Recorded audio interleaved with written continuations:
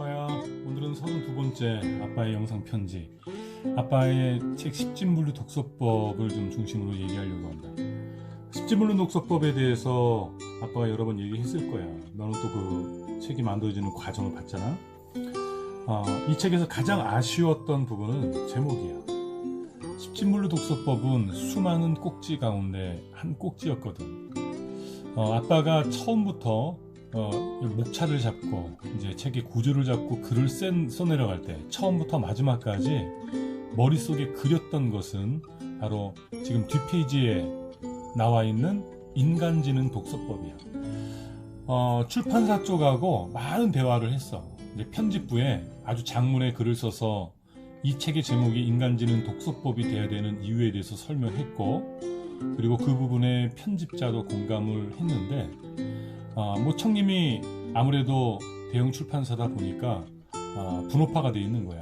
그래서 책을 파는 그것은 마케팅부의 이제 어쩌면 권한이라기보다도 주어진 역할이고, 그래서 그쪽에서 제목을 좀 정하는 것이 무게중심이 좀 그쪽으로 흘러가 있나 봐. 근데 마케팅부에서 인간지능 독서법이라고 하는 것이 좀 상투적이라고 얘기했던 것 같아. 그래서 이 책에서 다른 독서법 책에서는 많이 다루지 않고 이제 자세하게 다루지 않았던 바로 이 십진물류 독서법이 다른 독서법 책들과의 차이다라고 하면서 이것을 앞으로 전면에 내세운 거야. 아빠에게 있어서도 십진물류 독서법이라고 하는 것은 굉장히 중요한 부분이지만, 이것은 아빠가 여기서 얘기하는 6가지 그 알고리즘, 동기와 태도와 그 내용과 방법과 기술과 앵커, 그 6가지 중에 내용을 강조함에 있어서의 어떤 그 제안하는 그러한 대안으로서의 독서 방법이거든. 바로 이 모든 것을 포괄할 수 있는 것은 인간지능 독서법이라고 하는 제목이야. 그래서 마지막에 정말 몇 주 동안 책이 만들어지는 과정 속에서도, 그리고 내용 편집이 다 되고 그 다음에 표지 디자인의 샘플까지 나온 입장에서도 제목에 대해서 끝까지 얘기를 나눴어. 그러면서 내가 출판사에서 많은 돈을 투자해서, 많은 시간과 돈을 투자해서 만드는 것인데 나의 입장만을 강요할 수 없겠다라고 하는 현실적인 그런 부분들에 대해서 좀 여러 통로를 통해 생각하게 되었고, 그래서 제안한 게, 그럼 뒷면에다가 내가 의도했던 모든 것들을 넣어줬으면 좋겠다 라고 하면서 저 그림과 저 문안 문구들은 있는 그대로 아빠가 원하는 그대로 넣어준 거야. 원래는 타이틀이, 그러니까 지금 더 넓고 더 깊게 십진물류 독서법, 지식의 스케일이 달라진다. 그러니까 십진물류 독서법이라고 하는 제목은 마음에 안 들지만 더 넓고 더 깊게 지식의 스케일이 달라진다라고 하는 저 부분들은 굉장히 마음에 들어. 아빠의 어떤 그 예제 문구 속에들도 있었었고,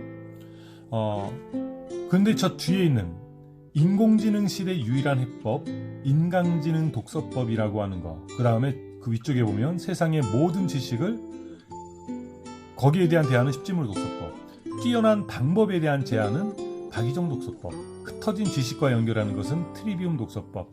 뗄래야 뗄 수 없는 것들이지만 나눠보았어. 그리고 그 밑에 이제 조그마한 글씨로 소개한 건 뭐냐면, 인공지능 시대 지금 우리에게 필요한 능력은 무엇인가? 누군가 알아낸 지식을 주워 담는 학습이 아니라 기존의 지식과 정보를 기반으로 새로운 지식을 창출해내는 원천 능력이 필요하다. 이것이 인공지능 시대를 관통하는 능력이자 다가올 미래를 주도해 나갈 알아내는 힘이다. 이 능력을 키우는데 독서만큼 효과적인 도구는 없다. 인간지능의 핵심이 곧 독서력이다. 제목을 독서법이라고 이야기했을 뿐, 이것은 어찌 보면 인간 변화에 대한, 인공지능 시대에 그럼 우리는 어떻게 준비해야 되는가에 대한 큰 그림을 제시하는 거예요. 그리고 나서 아빠가 이 이후에 그 6가지 알고리즘에 따라서 인간의 그 변화의 그 6가지 변곡점일 수 있는 동기와 태도와 내용과 방법과 기술과 앵커에 대한 그 6가지의 내용들을 7권에서 8권의 책으로 출간한다라고 하는, 이제 이 지금 십진물류 독서법으로 나온 이 책, 인간지능 독서법을 중심에 두고 한다라고 했거든. 그래서 나온 책이 지금 방법 쪽에, 기술 쪽에 있어서는 지금 트리비움이라고 하는 일상 수업이 나왔고, 그 다음에 동기 쪽, 어떤 그 우리의 믿음과 동기와 어떤 그 출발 지점에서 우리의 마음을 한번 살펴보는 것은 새벽에 읽는 유대인 인생 특강이라고 하는 것으로 나왔고, 그리고 이제 요번에 나오는 책이 글쓰기 책이잖아. 글쓰기 책. 이제 글쓰기 책은 앵커 쪽에 속하는 것들이지. 그래서 이 인간지능 독서법이라고 하는 것에 담고 싶었던 것은, 사람들이 인공지능 시대를 맞이하면서 한 정말 6, 7년 전부터 아빠한테 여러 메일이나 문자를 통해서, 그리고 만날 때마다 상담하는 사람들이 많았어. 그룹에서 토론이 이뤘는데 갑론을박하고 있다. 목사님의 생각을 듣고 싶다. 이제 코딩을 좀 배워야 되지 않겠는가. 읽기와 쓰기나 어떤 다른 것들보다 우리 자녀들에게 코딩을 좀 가르쳐야지 미래 사회를 살아나갈 수 있는 어떤 그런 원천 능력을 가질 수 있지 않을까. 그래서 코딩 배우는 건 나쁜 것이 아니라고 생각했어. 네가 이제 한국에 들어오면 코딩 전문가가 되라고 하는 입장에서 아빠는 그 교육을 지원해 줄 수도 없고, 뭐 지금 입장에서 아빠가 너에게 뭐 강조하고 싶진 않아.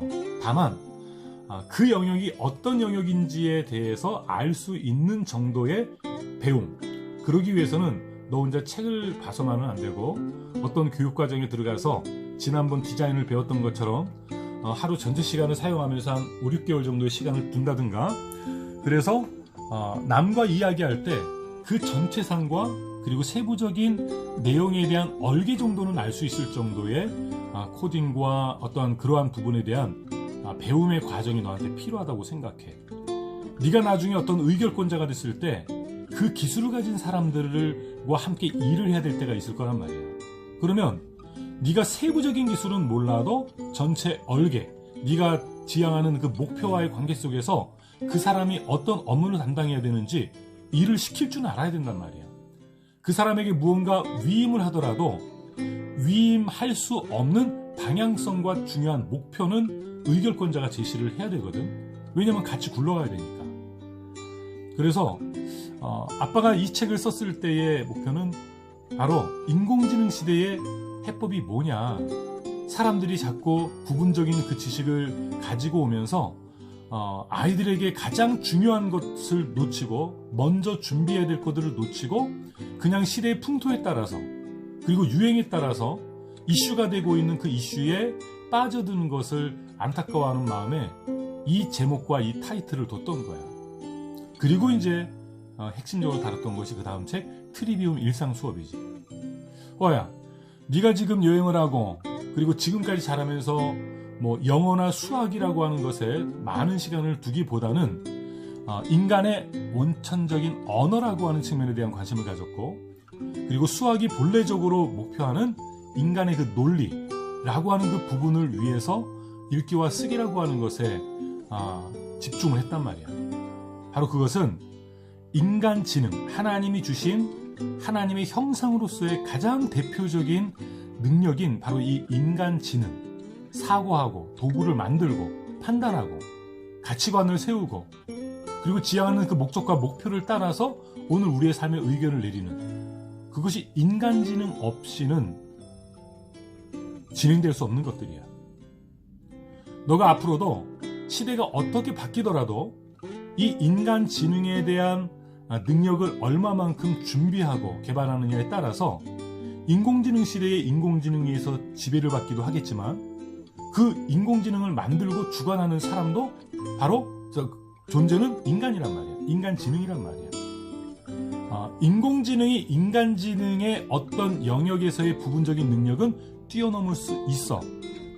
그런데 만약에 영화에서 보는 것처럼 모든 영역에서 그것을 뛰어넘는다면 인간의 역사는 다른 관점에서 쓰여지게 될 거야. 어떤 관점? 인공지능의 관점에서. 그리고 그 뭐 혹성탈출인가? 프레데터인가? 그런 데서 묘사된 적이 있었잖아. 그 인간이 동물들, 그런 원숭이들에 의해서, 외계인에 의해서 놀이개로 이렇게 여겨지는 그런 영화들이 많이 있단 말이야. 실제로 인공지능에 의해서 그런 존재가 될 수밖에 없어. 그런데 아빠는 그런 상태까지는 가지 않을 거라고 생각을 하는 거야. 벌써 정보의 어떤 수용 측면에서는 인간과 어떤 인공지능은 비교할 수가 없어. 인공지능이 훨씬 더 뛰어나지. 그 알파고에서 보여줬던 부분은 인공지능과 인간지능의 어떤 그 대결이라기보다는 부분적으로, 그러니까 수용하고 산출해내는 그 영역에서 어떤 일부 능력의 어떤 그 평가를 한번 인간들이 볼 수 있는 상황이었을 뿐이야. 그러나 하나님의 형상으로 창조된 인간의 그 인간지능은 그렇게 단순하지가 않아. 세대가 앞으로 어떻게 변화되더라도 그 변화의 중심에는 인간지능이 있어. 그리고 그 인간지능이 활용하는 인공지능이 있을 뿐이야. 그래서 무언가를 읽고 쓴다라고 하는 것, 이것은 외국어를 익히는 것보다 훨씬 중요해. 네가 아무리 수많은 외국어를 알고 있어도 거기에 담아낼 인간지능의 수준 높은 생각이 없다면 그 외국어는 의미 없는 거야. 만약에 너에게 언어가 준비되면 가장 좋겠지만 생각이 준비된 뒤에 언어가 준비된 사람을 통역 세워가지고 하잖아? 아쉽지만 가능하단 말이야. 그런데 생각이 없는 곳에서는 아무리 언어가 준비되어 있어도 생각 있는 사람들과의 소통을 나눌 수가 없어. 그래서 너가 앞으로도 이 인간지능이라고 하는 이 어휘 자체에도 좀 관심을 가지고 인공지능 시대에 수많은 사람들이 어떠한 그 변화되는 그 기술, 특이점의 시대에 강조되어지는 것들, 그리고 예전에 없던 것들을 그 만들어내는 어떠한 그러한 특이점, 그 싱귤레리티라고 하는 그 단어를 중심으로 이제 뉴스를 통해서나 또 시대의 변화를 통해서 보게 되고 듣게 되는 것에 현혹되지 말고 그것의 중요성과 그 변화를 인정하되 그 모든 중심에 인간지능이라고 하는 것이 있다는 것을 잊지 말아야 돼.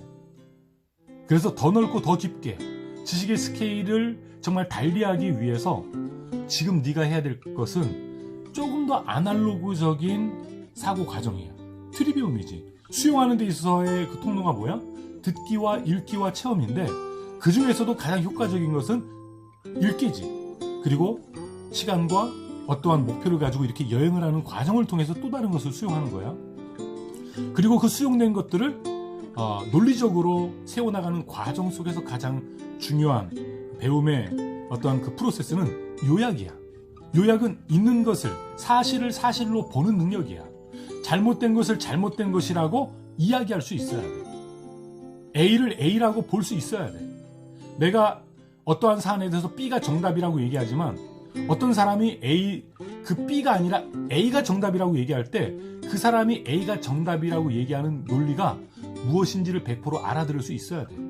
요약 능력을 키워야 돼. 지금 너에게 아직 충분치 않아. 잘하고 있지만. 그리고 나서 마지막에 그 트리비움의 레토릭, 말하고 글을 쓰고 그리고 삶으로 살아나가는 것이지.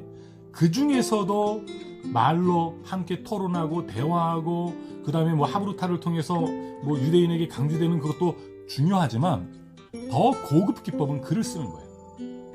대화를 나눴어? 그리고 토론을 했어? 그리고 무언가 다른 생각들을 접했고 예전보다 정리가 됐어? 내가 갖지 못했던 생각을 대화를 통해 토론을 통해 저 사람에게서 나오는 논리 가운데 뭔가 이렇게 느끼고 깨달은 바가 있어? 그럼 글로 정리해야 돼. 생각이 머리에 있으면 내가 다 아는 것 같은데 결코 그렇지 않아. 글을 쓰고 정리하려다 보면 정리되지 않은 나를 만나게 되거든. 그래서 지금 이 책, 지금 이제 막 1년이 지났어. 빨리 5년이 돼서 책 제목을 바꾸고 그리고 이 책의 내용을 조금 더 이렇게 증보해서 사람들에게 소개하고 싶어. 아직 이 책을 만난 사람 얼마 되지 않잖아. 몇천 명뿐이 안 되잖아. 이 책은 10,000권, 100,000권, 1,000,000권 팔려야 될 책이라고 생각해. 아빠의 책이기 때문이 아니라 그냥 독서법이 아니거든. 만약에 세부적인 기술을 원한다면 다른 더 좋은 독서법들이 있어. 아마 독서법의 수많은 책들을 봤던 사람이라고 한다면 그리고 이 책을 읽고 제목이 의아했을 거야. 왜? 몸에 맞지 않는 옷을 입혀놓은 거거든. 그러나 뒷페이지에 있는 그런 글들을 책의 제목으로 그 다음에 그 저자의 의도로 파악한 뒤에 목차로부터 책의 내용을 읽어나간다면 그 얼개를 통해서 다른 독서법과는 다른 차이를 분명히 발견할 수 있으리라고 봐. 혹시 지금 이 영상을 너만 보는 게 아니라 다른 분들도 볼 텐데 이 책을 아직 안 보신 분이 있다면 십진분류라고 하는 것에 포커스를 두고 이 책을 보지 마시고요.